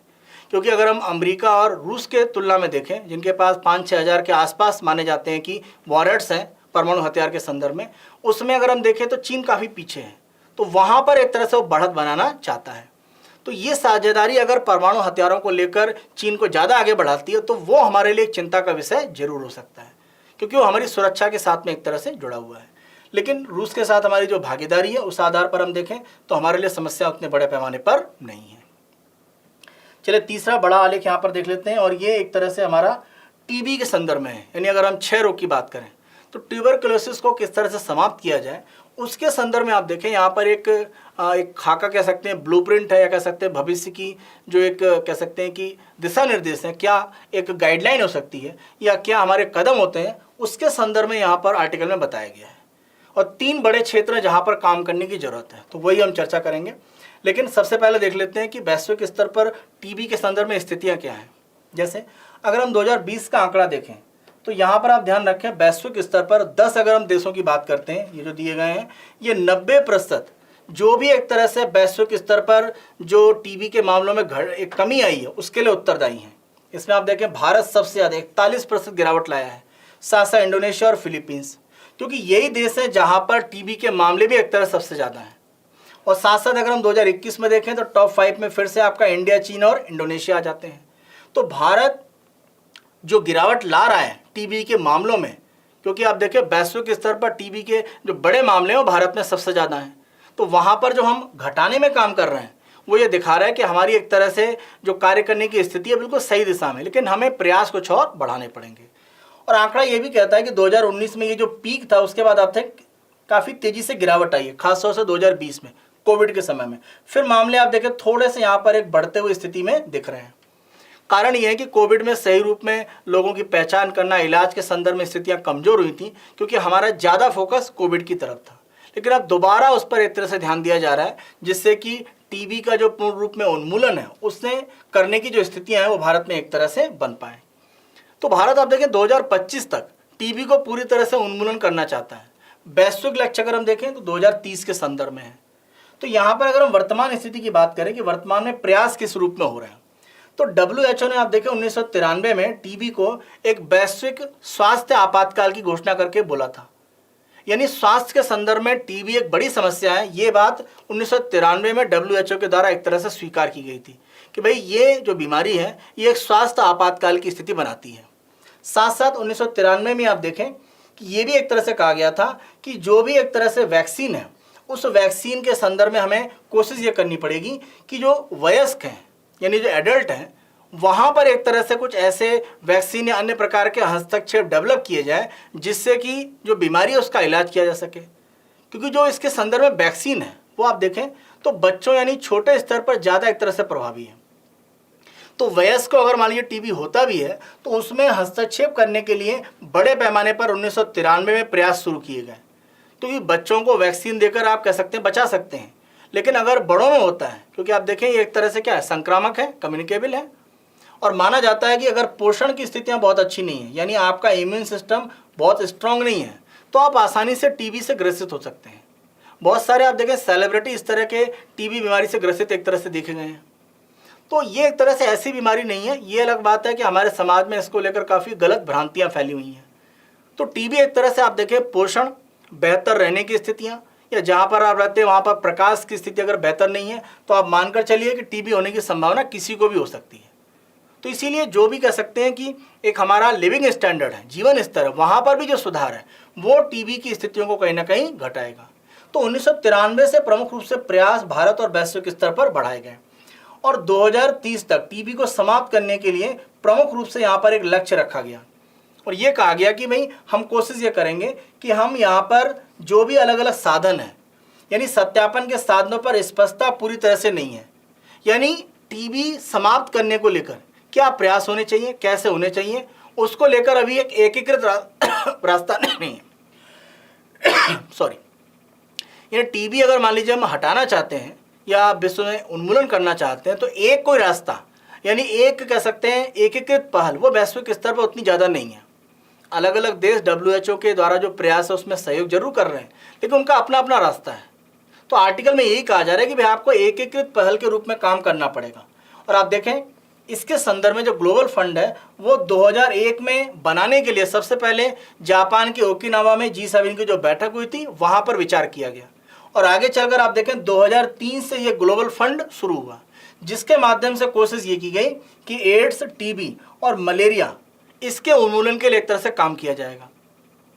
तो ये 2003 से फंड एक तरह से काम कर रहा है। लेकिन आप देखें तो इस फंड के माध्यम से टीबी को प्रमुख रूप से उतना कह सकते हैं महत्व नहीं मिला जितना एक तरह से हम देखें एड्स को मिला और एड्स को काफ़ी हद तक हटाने में मदद मिली भी। तो हमें टीबी पर एक तरह से फोकस और बढ़ाने की जरूरत है। आप देखें स्टॉप टीबी, ये जो पहल है ये 1998 में लंदन में एक तरह से प्रमुख रूप से प्रारंभ की गई।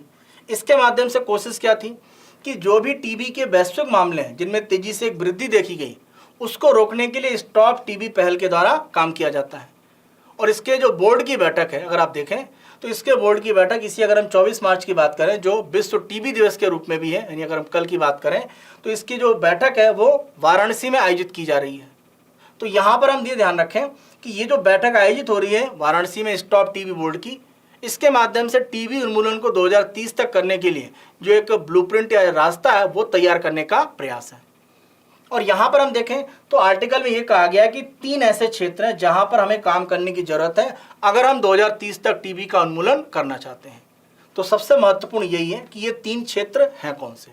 देखिए जरा, सबसे पहला क्षेत्र क्या है जो हमने हल्का सा पीछे अभी चर्चा भी किया था कि ये सामान्य तौर पर आप देखें कि वयस्क टीबी वैक्सीन के विकास के लिए एक तरह से स्थितियां बनानी पड़ेंगी। यानी बच्चा जब जन्म लेता है, या अगर हम बच्चों की बात करें कि जन्म के कुछ समय के बाद भी आप देखें जो वैक्सीन दी जाती है तो वो उनमें बहुत प्रभावी है, लेकिन वयस्क लोगों के लिए वैक्सीन का जो विकास है उसको लेकर प्रक्रिया नहीं है, वहाँ पर हमें काम करना पड़ेगा।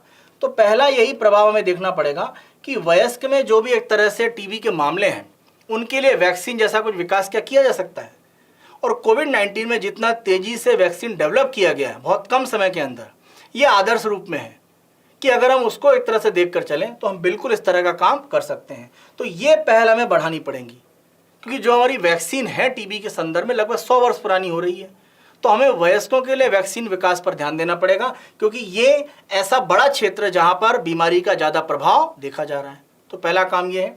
दूसरा अगर हम काम देखें यहाँ पर तो ये कहा जा रहा है कि टीके की तुलना में हमें कोशिश करनी चाहिए कि अन्य प्रकार के चिकित्सीय जो भी प्रभाव है उनका उपयोग किया जाए। जैसे यहाँ पर यह कहा जा रहा है कि हम छोटी ओरल एक तरह से जो दवाएं हैं, इंजेक्शन की बात नहीं की जा रही है, ओरल जो एक तरह से मेडिसिन है जैसे टैबलेट की बात करें, उनमें प्रक्रियाओं को एक तरह से बढ़ाया जाए और समय कम लिया जाए। क्योंकि सामान्य तौर पर आप देखें जो भी टीबी का इलाज किया जाता है उसमें आप देखें 6 महीने का एक पूरा कोर्स रहता है, और आप देखें कि दवाओं की संख्या बहुत ज़्यादा है। तो एक तो लंबा समय और ज़्यादा दवाएं, तो बहुत से लोग ऐसे रहते हैं 1-2 महीने के बाद ही उस दवा को छोड़कर अलग हट जाते हैं, उनको लगता है कि ठीक है अब हो गया, लेकिन ऐसा नहीं है। पूरा कोर्स आपको करना होगा, तभी आप टीबी से पूरी तरह से बाहर आ सकते हैं। तो समय से पहले अगर आप एक तरह से दवाएं छोड़ देते हैं तो होता क्या है कि ड्रग रेजिस्टेंट एक तरह से डेवलप हो जाता है। तो होता क्या है कि दवाओं को लेकर शरीर में प्रतिरोध आ जाता है। तो अब टीबी की अगर हम बात करें तो हमारे यहाँ ड्रग रेजिस्टेंट जो टीबी है वो ज़्यादा प्रभावी हो चुका है। यानी ऐसे टीबी के मामले आ रहे हैं जहाँ पर सामान्य टीबी के लिए जो दवाएं उपयोग की जाती हैं वो प्रतिरोध दिखा रही हैं और आपको हायर इनकी दवाएं देनी पड़ती हैं। तो इसीलिए पूरा कोर्स आपको करने की ज़रूरत है। लेकिन एक बिल्कुल सामान्य तौर पर आप देखिए, मैं या कोई व्यक्ति भी है, ज़्यादा दवाएं उपयोग करना आप कभी भी प्रेफर नहीं करेंगे। आपकी कोशिश क्या होगी, कम समय की दवा और कम दवाएं उपयोग करना। तो ये तंत्र हमें एक तरह से लाना पड़ेगा, तभी आसानी से जो भी रोगी है वो इसके इलाज के लिए एक तरह से आगे बढ़ेगा। क्योंकि लंबा समय अगर आपको लगातार दवाओं में लगाना है वो थोड़ा सा एक तरह से चिंताजनक स्थिति है। तो यहाँ पर सरकार को कहीं ना कहीं सुधार करने पड़ेंगे। साथ साथ अगर हम तीसरा प्रमुख रूप से मामला देखें, तीसरा यहाँ पर पहल क्या है, तीसरी पहल ये डायग्नोस्टिक, यानी अगर हम बात करें कि जो भी रोगी है उसकी पहचान कैसे की जाए। तो आप देखें यहाँ पर अभी हाल फिलहाल में 90 सेकंड के अंदर इसका पता लग सकता है और 95% ये सटीक मामला है। यानी जो यहाँ पर तंत्र लाया गया है ये आर्टिफिशियल इंटेलिजेंस से मदद से एक असिस्टेड हैंडहेल्ड रेडियोलॉजी डिवाइस है। तो आर्टिफिशियल इंटेलिजेंस के आधार पर ये जो सिस्टम है इसमें माना जा रहा है कि 90 सेकंड के अंदर आपको रिपोर्ट मिल जाती है कि टीबी का मामला है या नहीं है। तो ये तंत्र एक तरह से पहचान आसानी से मरीज की कर सकता है और इसे वैश्विक रूप में आप देखें तेजी से लागू करने की जरूरत है। साथ साथ हमें यह भी देखना पड़ेगा, जैसे यहाँ पर आप देखें कि जो पैसिव तरीका होता है, पैसिव मतलब ये कि आप चिकित्सीय रूप में ना करें, आप सर्वेक्षण करते रहें। जैसे अलग अलग जगह, जैसे टीबी के मामले में ये कहा जाता है कि टीबी का जो व्यक्ति है जब भी वो खांसता है तो जो उसका साउंड होता है वो स्पेसिफिक रूप में पहचाना जा सकता है। तो उसकी पहचान के आधार पर टीबी के जो मामले हैं वो कहीं ना कहीं एक तरह से फिक्स किए जा सकते हैं। तो ये जो एकॉस्टिक या साउंड के आधार पर पहचान हो सकती है टीबी की, उसको लेकर स्थितियां बनाई जाएं और ये व्यापक रूप में परीक्षण किए जाएं। इससे एक तरह से आप आसानी से किसी व्यक्ति की पहचान रोगी के रूप में है या नहीं है वो सुनिश्चित कर सकते हैं। और अगर आपने रोगी को पहचान लिया तो कहीं ना कहीं इलाज की संभावनाएं अपने आप प्रबल हो जाती हैं। कोशिश करें सार्वजनिक जो स्थल है वहाँ पर इस तरह से निगरानी की जाए, जिससे कि आसानी से ज़्यादा लोगों का हम पता लगा सकें कि टीबी से ग्रसित हैं या नहीं है। क्योंकि बहुत से लोग टीबी से ग्रसित रहते हैं, उनको पहचान में आता ही नहीं है या पता ही नहीं रहता है, लेकिन जब शरीर को ज़्यादा नुकसान हो जाता है तब वो एक तरह से पहुँचते हैं और उस समय उनको बचा पाना या कह सकते हैं उनका इलाज करना बहुत मुश्किल हो जाता है। तो बहुत प्रारंभिक स्तर पर इसकी पहचान कैसे की जाए, तो ये जो एकॉस्टिक या खांसने की जो आवाज़ है उसके आधार पर भी हो सकता है। तो यहाँ पर यह भी कहा जा रहा है कि जो पहचान या जो डायग्नोसिस किया जा रहा है उसका तंत्र बढ़ना चाहिए। और आप देखें भारत में इसको लेकर कई प्रयास हुए। जैसे अगर हम 2012 की बात करें तो ये कहा गया कि जो भी एक तरह से आपकी चिकित्सीय संस्थाएं हैं वहाँ पर कोई भी एक तरह से टीबी का मरीज है, मैंडेटरी आवश्यक रूप में आपको उसको लिस्ट करना है, सूचीबद्ध करना है, सरकार को बताना है।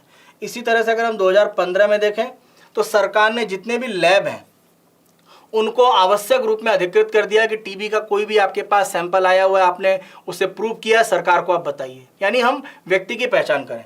2018 में सरकार ने यह कहा कि भाई जो भी केमिस्ट हैं उनको भी सरकार की तरफ से दिशा निर्देश है, अगर आप किसी को टीबी की दवा देते हैं तो आप सरकार को इन्फॉर्म करेंगे। ऐसा सिस्टम अपने पास आप बना कर रखिए, क्योंकि अगर टीबी की कोई मेडिसिन अपने आप ले रहा है इसका मतलब वो मरीज जरूर है या उसके परिवार में कोई व्यक्ति है, वो जानकारी भी केमिस्ट को एक तरह से देने की आवश्यकता है। इसी के साथ साथ देखें कि भारत सरकार की तरफ से प्रमुख रूप से निक6 नाम का एक जो पोर्टल है वो डेवलप किया गया है। तो ये निक6 जो एक तरह से पोर्टल लाया गया, 6 का मतलब क्षय रोग यानी टीबी है, तो निक6 का मतलब यही है। तो ये जो एक तरह से सर्विलेंस का वेब एक पोर्टल बनाया गया है, इससे कोशिश क्या है, इससे कोशिश ये है कि जो भी एक तरह से टीबी के मामले उनका ऑनलाइन निगरानी किया जाए और आगे चलकर इसमें और तंत्र भी जोड़ा जाएगा। तो जो मरीज है उसकी पहचान करके पूरा उसका इलाज हो पाए, यही इसका एक तरह समाधान है। तो बड़ी समस्या है कि लोगों की पहचान ही नहीं हो पाती वो टीबी से ग्रसित हैं या नहीं, तो वो तंत्र हमें मजबूत करने की जरूरत है और निक6 जैसे जो प्लेटफॉर्म है वो कहीं ना कहीं इसके लिए मदद कर रहे हैं। तो सरकार की तरफ से प्रयास जरूर है और अगर ऐसे ही प्रक्रिया रही तो 2025 तक हम जरूर सफल हो पाएंगे। और वैश्विक स्तर पर 2030 की अगर हम बात करें तो 3 जो उपाय हैं वो आपको ध्यान रखने की आवश्यकता है। यहाँ पर सरकार ये भी कह रही है कि बहुत सारे जो बायोटेक के स्टार्टअप हैं उनको ये कहा जा रहा है कि अगर हम मॉलिक्यूलर टेस्ट की बात करें या अगर हम बात करें कि कम एक तरह से पैसे में टेस्ट करके आसानी से कैसे पहचान की जा सकती है टीबी के रोगी की, उसके लिए स्टार्टअप्स को सरकार की तरफ से समर्थन दिया जाए। और आप देखें कि सरकार ये कह रही है कि टीबी डायग्नोसिस में हमें ज़्यादा खर्च करने की ज़रूरत है, क्योंकि अभी जो हमने बात करी कि टीबी के रोगी की पहचान होना ही सबसे बड़ी समस्या है, वो अगर हमने हल कर लिया तो इस बीमारी को पूरी तरह से उन्मूलन करना काफ़ी आसान हो जाएगा। तो वहाँ पर सरकार काम कर रही है। और भारत के लिए आप देखें अवसर ये भी कि हम G20 की अध्यक्षता कर रहे हैं। इसी सप्ताह जैसे मैंने बात करी 24 मार्च को आगामी यानी कल के दिन में वाराणसी में आप देखें स्टॉप टीबी बोर्ड की बैठक हो रही है और इसी साल सितंबर में आप देखें टीबी पर संयुक्त राष्ट्र संघ की उच्च स्तरीय बैठक हो रही है। तो ये 3 बड़े प्लेटफॉर्म है जिसका भारत उपयोग करके टीबी के संदर्भ में उन्मूलन को लेकर जो आपसी सहयोग है, समर्थन है, वो वैश्विक स्तर पर बढ़ा सकता है। क्योंकि कहीं पर भी किसी भी देश में टीबी का मामला है वैश्विक स्तर पर वो फैलने की संभावना रखता है, क्योंकि आपस में आप देखें एक देश के लोग दूसरे देश में आने जाने की प्रक्रियाएं मजबूत हैं। तो ग्लोबलाइजेशन के समय में सभी की साझेदारी की जरूरत है और भारत इन प्लेटफॉर्म का उपयोग करके टीबी उन्मूलन के संदर्भ में काम कर सकता है। चलिए दूसरे भाग में आते हैं जहाँ पर हम प्रारंभिक परीक्षा से जुड़े हुए जो आर्टिकल है उनकी चर्चा करेंगे।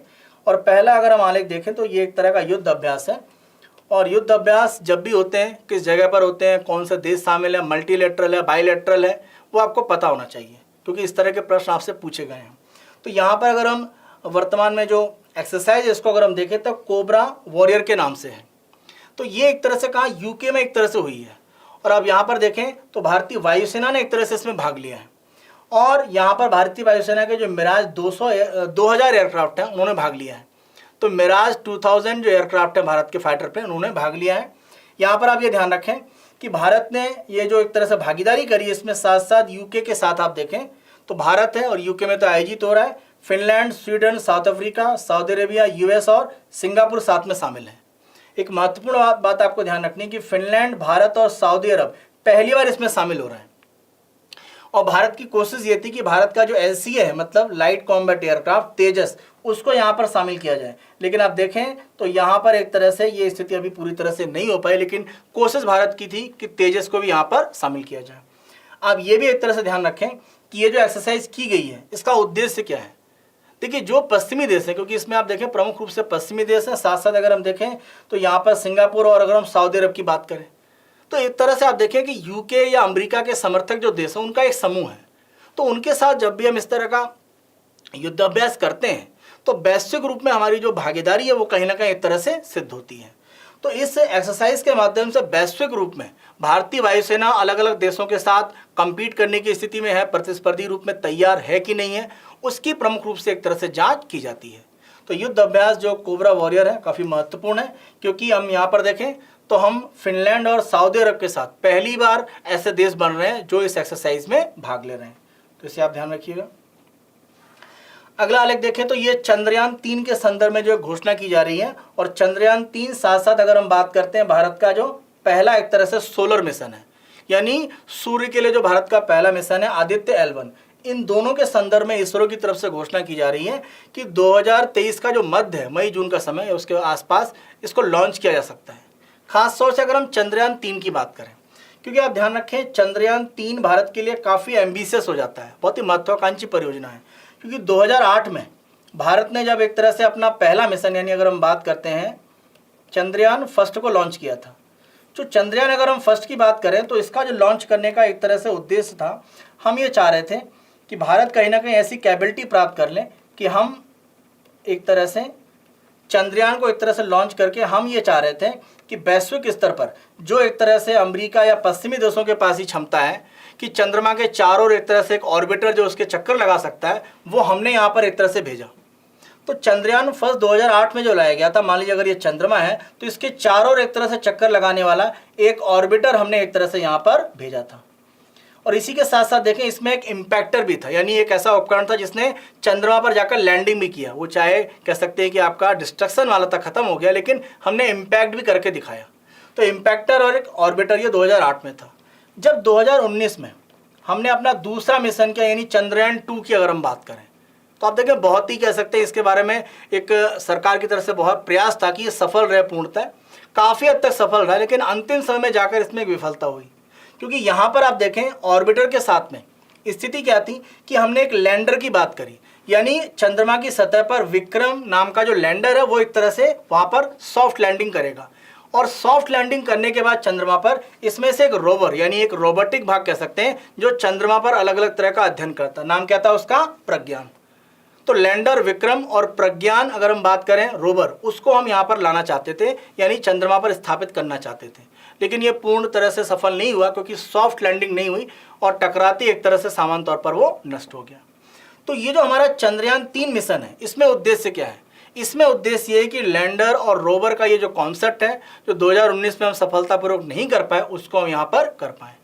तो इसलिए चंद्रयान 3 का जो महत्व है वो भारत की जो क्षमता है लैंडिंग या रोवर को एक तरह से चलाने की, अगर हम चंद्रमा में बात करें, वो काफ़ी महत्वपूर्ण है, क्योंकि आगे चलकर हमारे मंगल में भी इस तरह के जो यान है वो हम एक तरह से आगे भेज पाएंगे। एक और यहाँ पर आलेख देखें तो ये भारत में अगर हम मोटे अनाजों की बात करें तो आप सभी जानते हैं कि 2023 वैश्विक स्तर पर इंटरनेशनल मिलेट ईयर यानी अंतर्राष्ट्रीय मोटे अनाजों के वर्ष के रूप में मनाया जा रहा है। और भारत की पहल पर आप देखें कि ये एक तरह का कार्यक्रम आयोजित किया गया, यानी भारत की तरफ से एक तरह से कहा गया कि मोटे अनाजों का वैश्विक स्तर पर प्रचार किया जाए, और संयुक्त राष्ट्र संघ की तरफ से आप देखें तो इसे घोषित किया गया, यानी 2023 अंतर्राष्ट्रीय एक आपका मिलेट ईयर के रूप में घोषित रहेगा, और वैश्विक रूप में इसमें कार्यक्रम हो भी रहे हैं। भारत सबसे बड़े उत्पादक देशों में है, तो यहाँ पर भारत सरकार की तरफ से कोशिश ये है कि जो इसकी खपत है वो बढ़ाई जाए, क्योंकि अगर हम मिलेट्स की बात करते हैं तो माना जाता है कि ये जितने भी अनाज है वो काफ़ी सस्ते हैं, और पोषण में अगर हम देखें तो पोषण की जो स्थिति है वो इसमें काफ़ी बेहतर है। अलग अलग प्रकार के जो भी आपके इसमें मिनरल्स हैं या अगर हम सूक्ष्म पोषक तत्वों की बात करें बहुतायत में है। तो इसीलिए सरकार की तरफ से निर्णय लिया गया है कि जो भी एक तरह से यहाँ पर चावल की बात करें या साथ साथ अगर हम गेहूं के आटे की बात करें, उसी प्रक्रिया में 2023-24 का जो वित्तीय वर्ष है यहाँ पर सेना के लिए कहा जा रहा है कि एक तरह से जो मोटे अनाज है उनको रीइंट्रोड्यूस किया जाएगा।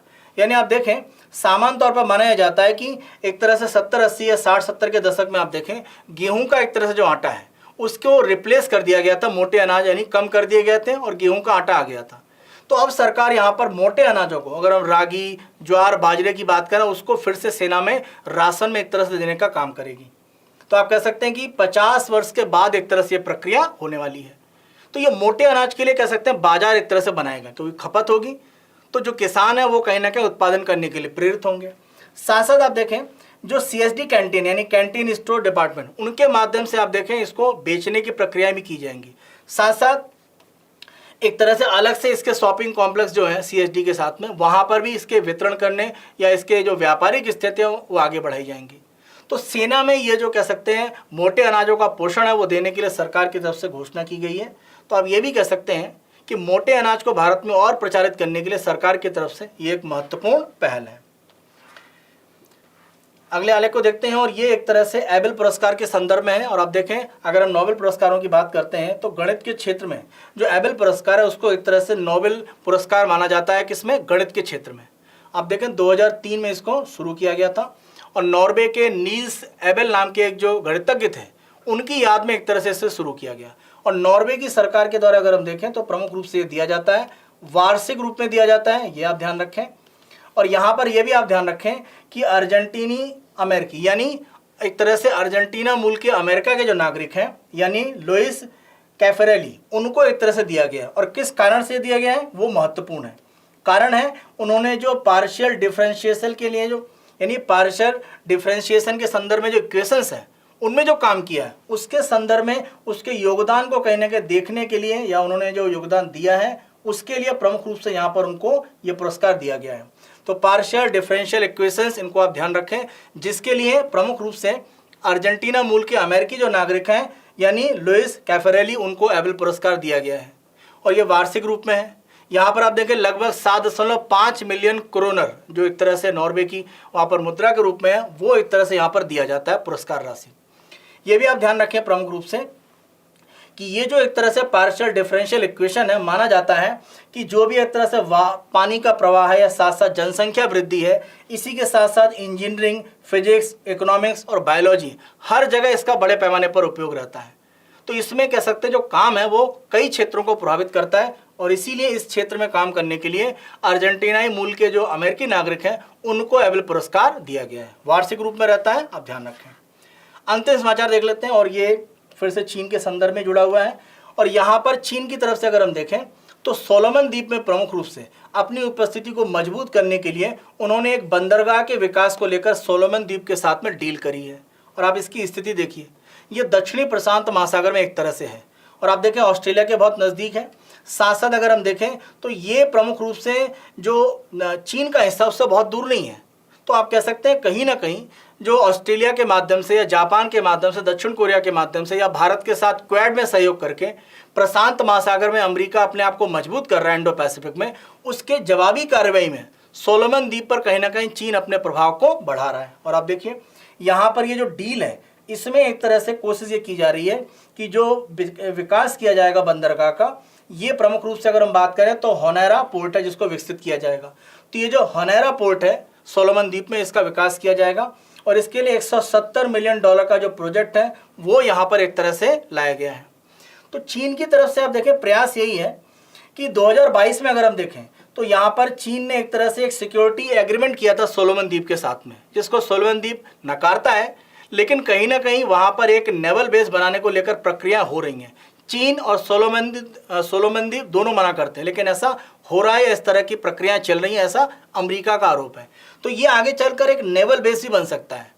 आप देखें जिस तरह से हम्बनटोटा, ग्वादर या सितवे में एक तरह से हिंद महासागर में चीन कर रहा है, वही काम वो सोलोमन द्वीप में यहाँ पर होनेरा पोर्ट को डेवलप करके करने वाला है। और आप देखें वर्तमान में एक तरह से जो वहाँ पर सोलोमन द्वीप में प्रधानमंत्री हैं वो चीन का काफ़ी समर्थन कर रहे हैं। तो सोलोमन द्वीप दक्षिणी जो प्रशांत महासागर है वहाँ पर चीन के लिए काफ़ी मजबूत स्थिति एक तरह से बना सकता है। तो अब इसकी लोकेशन ध्यान रखें और जो बंदरगाह विकसित किया जा रहा है उसको जरूर आप ध्यान रखें। चलिए आज के सत्र के अंतिम भाग में मुख्य परीक्षा के प्रश्नों को देख लेते हैं। पहला प्रश्न, टीबी महामारी को समाप्त करने के लिए वैश्विक स्तर पर कुछ प्रमुख क्षेत्रों में सक्रिय हस्तक्षेप की आवश्यकता है, विस्तृत रूप में चर्चा करें। 15 अंकों का प्रश्न 250 शब्द सीमा में। तो पहले टीबी की स्थिति क्या है, किस रूप में पहल शुरू की, वो एक प्रारंभिक जानकारी आप दे सकते हैं। और 3 क्षेत्रों की जो हमने बात करी, नई वैक्सीन विकास के संदर्भ में, साथ साथ जो डायग्नोस्टिक की बात की गई यानी पहचान करना रोगी की, और दवाओं का एक तरह से जो उपयोग किया जाता है उसको कम समय और ज़्यादा बेहतर तरीके से दिया जाए, तो 3 तंत्र उनको विस्तृत रूप में आपको बताना है। दूसरा प्रश्न, रूस और चीन के संबंधों में मजबूती वैश्विक शक्ति संतुलन को प्रभावित करेगा। उपरोक्त कथन का विश्लेषण भारतीय हितों को ध्यान में रखते हुए भी करें। तो किस तरह से रूस चीन की भागीदारी वैश्विक संतुलन को बदलेगी? तो संतुलन का मतलब ये है कि कहीं ना कहीं रूस चीन अगर मजबूत होते हैं तो इसका सीधा एक तरह से प्रभाव ये है कि रूस यूक्रेन में आप देखें कि रूस ने एक तरफा कार्रवाई यूक्रेन पर करी है। तो इस तरह की एक तरफा कार्रवाई को लेकर कहीं ना कहीं चीन को बल मिल सकता है, यानी ताइवान पर हमले की जो संभावना है वो कहीं ना कहीं बन सकती है। तो इस तरह की जो भागीदारी है, जो एक वर्ल्ड ऑर्डर है, जहाँ पर कह सकते हैं डेमोक्रेटिक वैल्यूज़ को एक प्रिजर्व करने की बात है, संरक्षित करने की बात है, उसको लेकर समस्याएं बढ़ सकती हैं। भारत के लिए अगर हम बात करें तो यहाँ पर भारतीय हित, आप रूस के साथ संबंधों की मजबूती उसको जोड़ सकते हैं। लेकिन दूसरा पक्ष आप ये भी बताएं कि जो एक तरह से आशंका व्यक्त की जा रही है कि चीन अपना यूरेनियम के माध्यम से अपना परमाणु हथियारों का कार्यक्रम बहुत विस्तारित करेगा, वो हमारे लिए चिंता का विषय है। तो जो अलग अलग पक्ष हैं उन्हें आप बताएं, साथ साथ जो भारतीय हित है उसके दोनों पक्ष आप देखें, रूस से जो हमारे एक अच्छे संबंध है वो भी, और चीन जो हथियारों की एक तरह स्थिति मजबूत करेगा उसके संदर्भ में, दोनों पक्षों को बैलेंस में करके आपको ये जो उत्तर है वो लिखने का प्रयास करना है। तो आज का समाचार जो विश्लेषण है अब हम यहाँ पर समाप्त करते हैं और उम्मीद करते हैं कि आज के दिन में जो भी हमारी चर्चा थी अलग अलग आलेखों को लेकर काफ़ी हद तक आपको समझ में आई होगी। और अगर हमारे इस प्रयास को आप पसंद कर रहे हैं तो अधिक से अधिक संख्या में लाइक करें, शेयर करें।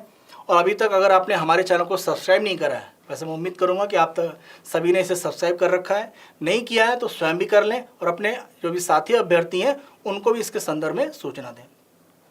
तो आज के सत्र को यहीं पर समाप्त करते हैं। आप सभी अपना बेहतर तरीके से ध्यान रखें। Good afternoon, take care.